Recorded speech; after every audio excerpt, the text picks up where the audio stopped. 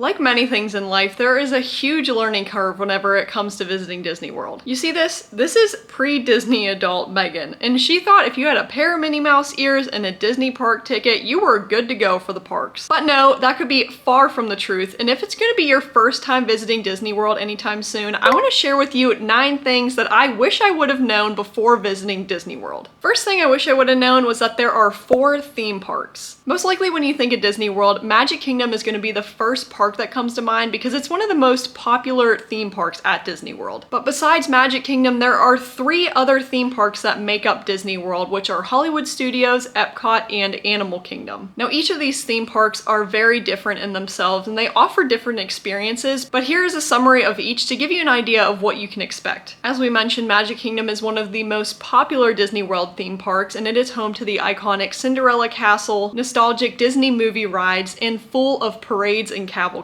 Hollywood Studios is themed after Hollywood classic movies and TV entertainment, but you can also find Galaxy's Edge, Toy Story Land, and the iconic Tower of Terror. The one thing that I like about Epcot is that it celebrates innovation and culture. Its icon is the Epcot Ball, but it also has the World Showcase that highlights various countries from around the world, and it's also home to some of the newest Disney World attractions. Last but not least is Animal Kingdom, and it's themed after the exotic wildlife that can be found throughout the world. Its icon is the Tree of Life, but there you can also find Pandora World of Avatar and the Kilimanjaro Safari where you can go on your own safari tour. Knowing about each of the Disney World parks ahead of time is very handy, which leads into the second thing that I wish I had known before visiting, and that is to do research before visiting the parks. When I started going to Disney World, I would see something new every time I visited. What I have found to be very helpful is to have an idea of what you want to do whenever you are actually visiting. Figure out what is located in each of the Disney World parks. It's very handy to know what attractions you can find in the parks, where to eat, and what entertainment is offered. Also figure out and realize how big each of the theme parks are because I guarantee they are a lot bigger than you have anticipated. The parks are very large and it can get very confusing trying to figure out how to navigate them at times. So another thing that's very handy is to familiarize yourself with the parks, how the layouts are. That way you don't waste time trying to figure out how to get to the attraction or the place that you are trying to eat. Once you figured out what is offered at each of the Disney World parks, I also found it very helpful to do this third thing here was to make a must-do list for your time in the parks. This is something that I do even to this day. I always go into my day at Disney World with a game plan for what I want to accomplish while I'm there. I recommend making a list of the top 5 things that you absolutely want to do whenever you are visiting the theme park. Things can get very hectic during your day at Disney World, and some of your must-do items can completely slip your mind, and you absolutely wouldn't want to get to the end of the day or the end of your trip and figure out that you completely forgot to do something that you absolutely wanted to do on your visit. I often would, and quite frankly still do, get home from my day at Disney World only to look at social media and realize that I completely forgot to do something. I am all for having helpful tools when it comes to going to Disney World, and the 4th thing that I have found to be very helpful when going to the parks is to download the My Disney Experience app. This app is so convenient because there are so many features located all in one place that can really help you during your day at Disney World. You can make mobile orders, check wait times for rides, check into your resort, mobile checkout at some of the Disney stores, and there are even park maps located on there, so if you get lost throughout the day, it can really help to navigate you around your day at the parks. There's a very handy search feature that you can use to search whatever you need whenever you are at Disney World on the app. It's also nice to play around and familiarize yourself with the app before you actually get to the parks because there are so many features that you can find on there and you really want to be able to use the app to your full advantage when you are there. The 5th thing that is nice to keep in mind is that the early bird gets the worm. Now do you see old Megan here? She is totally sleeping on prime Disney park hours. Yes, it can be very tiring on a Disney World vacation and it can be really tempting to sleep in on your park days, but in the morning hours of the day are some of the most important times when visiting the parks. If you are looking to make the most of your time when you are visiting the Disney parks, or if you're looking to get as many attractions done as possible, you absolutely will want to get to the parks as soon as they open. If you are a Disney Resort guest, you have access to early entry, which is 30 minutes earlier than regular park guests are able to get into the parks. Taking advantage of rope drop or early entry is a great way to knock out some of the most popular attractions in the parks that usually have insane wait times later on in the day. Typically, I like to get to the parks a half hour before they actually actually open. So that way I budget some time in case any issues pop up along the way. Whether that's with transportation or parking or trying to get tickets, I really like to have some extra time rather than not. As getting to the parks very early can be really beneficial, likewise staying late in the day at the Disney parks is also a great time to get on numerous attractions. Skipping the fireworks is a great way to take advantage of some low wait times when other park guests are really congregated and watching the fireworks. But also late into the evening before the parks close is another great time to get on and off rides because some park guests may be going back to their resorts with their kids. So yes, it can be hard to get up early and get to the parks, but believe me, you will be thanking yourself later. Now, the one thing that I really had no idea before actually going to Disney World was how to use Disney World transportation, and that's the sixth thing that you're going to want to know about before actually going the first time to Disney World. Now, getting to the Disney World theme parks early is completely useless if you have no idea actually how to get there. Here's the thing, just like the theme parks, Disney World property is way bigger than you are probably expecting, and it really can take some time to drive from place to place. There are numerous forms of transportation that is available to you at Disney World, and it's very convenient to get you around Disney property, but the only downside of it is sometimes it can take some time to actually use Disney transportation. And this is another great area that you're really going to want to budget some time for and to know a little bit about before actually going into your trip. For example, when you consider the Disney buses, the buses run on a schedule, and so there's times that you may be waiting for a bus to come or you may just miss a bus. And at the beginning of the day and end of the day when the parks are opening and closing, lines can get pretty crazy for Disney transportation. It's really important to know what type of transportation you should use, where it's actually going to take you, and when it opens and closes. When I'm using Disney transportation to get to the parks, I really like to get to the transportation a half hour before it actually opens, so that way I can try to beat out any lines that start to form to get to the parks. The seventh thing is something that I have really had to learn the hard way at times, and that is to make theme park reservations before your trip. Now, currently at the time of this video, when visiting Disney World, you have to have a theme park reservation for the day and the park that you are planning on visiting. The thing about these reservations are if you don't have a reservation for the park, you aren't able to get into the parks. And during peak seasons like summertime or the holidays, it's not uncommon for these reservations to completely book up for each of the Disney World theme parks. So picture this depressing scenario. You get all prepared to visit your park of the day, only to find out that you don't have a theme park reservation and that all of the reservations for that park are booked up for that day. Now all you have is a non-refundable ticket and a full day ahead of you that does not include any time in the Disney parks. Quite frankly, I still haven't learned my lesson whenever it comes to this, and at times last minute I'll go to make a reservation for the day that I want to visit the parks, only to find that they are completely booked up for each of the Disney World parks and I'm not able to actually visit. And you want your Disney vacation to be as magical as possible, so make those reservations, people. The eighth thing that's good to know before visiting for the first time is to prepare for the weather. The weather here in Florida can be pretty intense depending on the time of year. Of course, during the summer times, it is very hot and incredibly rainy, but during the Florida winter months, don't be surprised if it gets down to 40 degrees at times. The best thing that I have found to be very handy is to keep an eye on the weather about a week out before your trip, and also each day that you are going to the parks, take a look at what the weather is going to look like. Doing this will help to give you an idea of what you should wear for your day at the parks, but also what essentials you should bring to keep you comfortable throughout the day. I can't tell you how many times I've left the Disney World theme parks feeling burnt, dehydrated, or soaked, and I absolutely don't want that to happen to you on your first visit, so definitely learn from my mistakes on that. The ninth thing that I also wish I knew about before going to Disney World that I learned was that there is more to do at Disney World than just the theme parks. Of course, when going on a Disney World vacation, the most popular thing to do is to visit the theme parks, but there is so much to do on Disney World property, and most of the times, all of these other offerings are completely free. When thinking about other things to do on Disney World property, you can visit Disney Springs, go resort hopping, or also have a very relaxing day at the pool. When I became an annual pass holder, my sole focus was going to the theme parks every day, but slowly I realized there was much more to do, and I actually started to enjoy some of the other offerings more than the theme parks. As I've learned how to use Disney transportation, I absolutely have loved going resort hopping and seeing how all of the different Disney resorts are different and what they have to offer. So if you have some off days from the Disney parks, definitely consider doing other things that are offered on Disney property because there's more than you maybe would expect. Now you see, I really should be thankful for old Megan because she's helped me to learn a lot on my Disney visit, but also has turned me into the Disney adult that I am today. And with all of this experience experience visiting the parks, I have found some essentials that I absolutely love bringing to the Disney World parks that you can find here, but I also have become quite a pro at Disney transportation, if I don't say so myself. So you can find a video on that here as well. I hope you enjoy your first visit to Disney World. Let me know in the comments if you have any questions, and we'll see you in the next video.